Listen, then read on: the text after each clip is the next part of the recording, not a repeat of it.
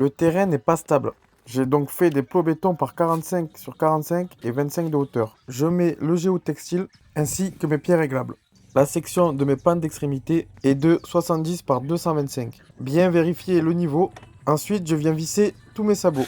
J'ai mis un entracte de 55 cm. La section de mes pans intermédiaires est de 70 par 145. Maintenant, je réalise l'ossature de l'appentis avec des poteaux de 90 par 90. Je les fixe entre eux avec des grandes vis bois. Attention, il faut bien vérifier que l'ossature soit bien d'aplomb. Vu que je travaille tout seul, je me suis fixé des lithos pour tenir l'ensemble d'aplomb. Je mets en place mes traverses et j'y envoie une grande vis de chaque côté. C'est sûr que pour cette étape, vaut mieux être deux. Je visse mes contrefiches partout. Place maintenant aux lames de terrasse. Il faut laisser 4 mm de jeu. Ça va permettre au bois de travailler dans le temps. J'y envoie deux vis par panne. Les lames de terrasse sont finito pipo. J'attaque maintenant les rambarbes. Comme tu peux le voir, c'est pas sorcier. Je les coupe et je me fixe directement à mon ossature. Il faut bien partir d'aplomb et avec le même espace partout. Sinon, ça va partir en cacahuète l'artiste. Et nous, on aime bien le travail bien fait. Concernant la toiture, j'y ai mis des plaques en fibre ciment. Le padré m'aide à les mettre en place parce que tout seul, c'est pas facile. Je coupe ma dernière plaque pour que ça vienne arriver pile poil.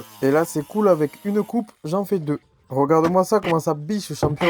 Le padré m'envoie les tuiles à la force de ses bras. Il commence à faire vieux, mais il a des restes quand même. Je mets des tuiles car le site est cassé. Je fabrique un petit escalier sur mesure avec des lames de terrasse. Ça sent la fin de chantier tout ça. Le client m'a demandé de faire un portillon. No problemo, le client est roi comme on dit. Bref, je viens fixer ma porte avec des charnières que je fixe directement sur mon ossature. Ça va pas bouger, champion, moi je te le dis. L'étape finale, j'y installe un verrou qui va permettre de verrouiller la porte. Ça y est, la terrasse c'est finito pipo. Le client va pouvoir s'envoyer quelques barbecues apéro bien sympatoches, je pense. N'hésite pas à me dire ce que t'en penses en commentaire. Et abonne-toi pour voir les prochains chantiers.